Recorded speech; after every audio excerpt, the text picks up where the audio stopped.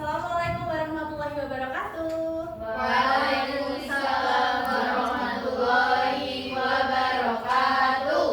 Selamat siang anak-anak. Selamat siang, Ibu. Bagaimana kabarnya kalian hari ini? Alhamdulillah baik. Baik, hari ini pembelajaran bahasa Indonesia ya. Ya, Bu. Sebelum kita mulai pembelajaran, marilah kita berdoa dengan mengucap bismillah bersama-sama. Bismillahirrahmanirrahim. Semoga kita diberi kelancaran untuk mengikuti pembelajaran pada siang hari ini ya. Amin. Baik, sebelumnya Ibu presentasi terlebih dahulu ya. Apakah ada yang tidak berangkat? Berangkat semua, Bu. Alhamdulillah. Oke. Ada yang masih ingat pembelajaran kita pada minggu lalu membahas tentang apa? Teks editorial. Betul, teks editorial. Tepatnya kita membahas mengenai apa? Ada yang masih ingat? Struktur. Ya, struktur dan Kebahasaan. Betul, struktur dan kaidah kebahasaan. Struktur teks editorial ada berapa anak-anak? Ada 3. Ada 3, apa saja? Apa ya, Bu? Ya. Pernyataan Pernyataan pendapat. Isu. Iya, pengenalan isu. Terus penegasan ulang. penegasan ulang, betul. Jadi urutannya yang pertama adalah pengenalan isu, pernyataan pendapat atau argumen, dan yang ketiga adalah penegasan ulang. Kalau kebahasaannya ada yang masih ingat? Ada konjungsi kausalitas. Betul, konjungsi kausalitas. Terus Fakta dan opini, Bu. fakta dan opini. Ada lagi yang mau menambahkan? Kata-kata populer. Betul sekali Mbak Alia. Nah, untuk mengecek kembali atau mengulas kembali ingatan kalian tentang struktur dan kaidah kebahasaan teks editorial, silahkan kalian bisa pindai. Di sini kita akan mengerjakan asesmen diagnostik terkait dengan struktur dan kaidah kebahasaan. Apakah sudah bisa dipindai? Sudah. Baik. Nanti kalian akan masuk ke word wall. Nah, apa tugasnya di sini? Nanti kalian bisa mencari kata di sisi sebelah kanan. Kemudian kalian beri mana yang sesuai dengan katanya. Jadi kalian clue-nya di sini, nanti kalian gabungkan dengan kata yang kalian temukan di sini. Oke, bisa dimengerti? Bisa, Ibu. Baik, silahkan dimulai. Nah, sudah selesai semua diagnostiknya kalian kerjain? Sudah. Nah, asesmen diagnostik tersebut yang membahas tentang struktur dan kaidah kebahasaan akan menjadi bekal kalian untuk kegiatan selanjutnya, yaitu kegiatan menulis teks editorial. Dengan tujuan pembelajarannya yaitu kalian mampu menulis argumentasi dalam bentuk teks editorial berdasarkan pengetahuan, pengamatan, dan pengalaman dengan memperhatikan struktur dan kaidah kebahasaan teks editorial. Nah, harapannya supaya kalian menulis teks editorial itu memberi manfaat dalam kehidupan kalian sehari-hari. Apa manfaatnya? Karena kan teks editorial itu kalian akan mengumpulkan fakta dan menyusun argumen. Nantinya kalian akan berlatih untuk bernalar kritis sehingga nanti kalian dapat lebih peka, memiliki simpati maupun empati dalam isu-isu aktual yang berada di lingkungan kalian. Sampai di sini ada yang ingin bertanya? Belum, Bu. Nah, sebelumnya Ibu ingin bertanya, di lingkungan sekitar kalian ada nggak sih isu-isu aktual yang menurut kalian bisa digunakan sebagai tema untuk menulis teks editorial? Ada, Bu. Ada, Bu. Oke, silahkan sebutkan dari Mbak Alia. Di dekat rumah saya itu ada permasalahan sampah, Bu. Di Piungan itu kan terkenal sama TPS. Iya. Nah, itu kan sekarang lagi ada masalah. Jadi sampah-sampah itu bingung buangnya kemana karena TPS-nya sudah ditutup. Oh, seperti itu. Ada lain yang lagi? Mbak Ega dulu, silakan. Di dekat rumah saya ada beberapa SPBU yang ditutup, Ibu, karena melakukan kecurangan. Jadi tema-tema yang kalian sebutkan tadi bisa menjadi salah satu tema yang bisa kalian bahas untuk menulis teks editorial. Bisa kalian kembangkan. Nah, untuk selanjutnya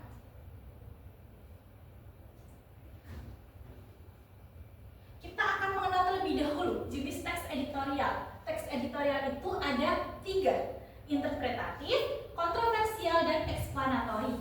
Interpretatif itu hanya bertujuan untuk menjelaskan suatu isu berdasarkan pendapat para ahli dan juga disertai dengan fakta dan data. Sedang kita perlu, karena kita akan menulis teks editorial, kita perlu tahu nih apa aja langkah-langkahnya. Mungkin bisa salah satu dibacakan. Siapa yang mau menjadi sukarelawan? Iya, silahkan Mbak Emma. Jadi langkah-langkah menulis teks editorial, yang pertama memilih topik aktual, yang kedua mengumpulkan fakta, yang ketiga menyusun argumen relevan, yang keempat memberikan saran, dan yang terakhir menyunting teks editorial. Iya, betul sekali. Jadi hanya ada 5 langkah yang bisa kalian gunakan untuk menulis teks editorial. Kalian akan dibagi kelompok. Untuk kelompoknya akan ditentukan ya. Baik, Baik, untuk kelompok pertama ada Mbak Nabila, Mbak Emma, dan juga Mbak Nikita. Terus untuk kelompok kedua ada Mbak Ega, Mbak Alia, dan juga Mbak Ginis. Baik, nantinya untuk setiap kelompok akan Ibu berikan LKPD seperti ini. LKPD ini bertujuan untuk membantu kalian membuat rancangan teks editorial. Di sini kalian sudah bisa mengerjakan berdasarkan struktur yang sudah Ibu berikan kotak-kotak seperti ini. Yang kalian tulis hanya poin-poinnya yang akan kalian kembangkan untuk dijadikan teks editorial. Nantinya teks editorial tersebut dapat kalian buat dari Canva untuk jadi PPT, infografis, poster, dan sebagainya sesuai dengan minat dan juga kemampuan kalian. Nah, untuk topiknya apa? Topiknya kalian bisa memilih isu aktual yang berada di sekitar kalian, khususnya di daerah Yogyakarta ya. Isu tersebut dapat isu budaya, politik, ekonomi, sosial, dan sebagainya. Sampai di sini ada yang ingin ditanyakan? Belum. Baik, silahkan. Kalau begitu silahkan kalian duduk berkelompok ya. Kalian bisa perhatikan di depan itu ada kegiatan, deskripsi kegiatan, dan juga tenggat waktu. Untuk kegiatan yang pertama itu merancang, kemudian menyunting teks, mempresentasikan hasil, dan ini kalian mau bahas tentang topik apa ya? Itu Ibu penutupan toko miras di Jogja. Oh, penutupan toko miras. Oke, kalian udah dapat data-datanya? Sudah Ibu. Sudah, Bu. Oke, terus kalian mau dibuat apa nanti? Kemungkinan mau dibuat itu Bu, poster. Oh, mau dibuat poster. Oke. Terus ada kesulitan atau enggak? Sejauh ini belum Bu. Oke, kalau gitu silahkan dilanjutkan ya. Baik Bu.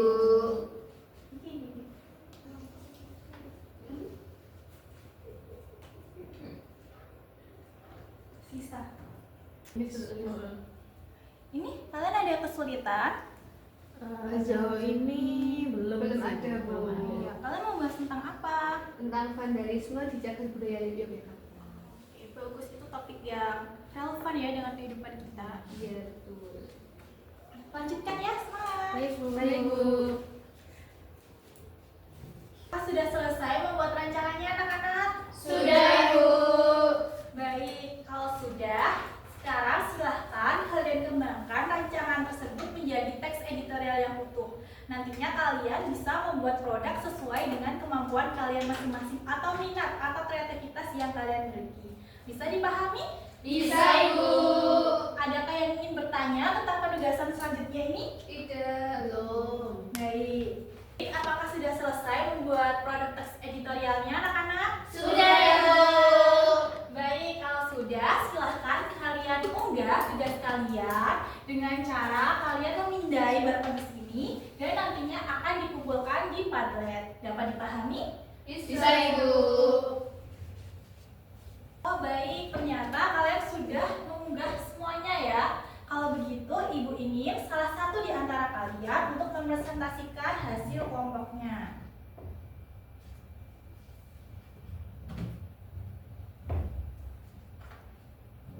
Ya, silahkan yang ingin mempresentasikan kelompok satu mungkin.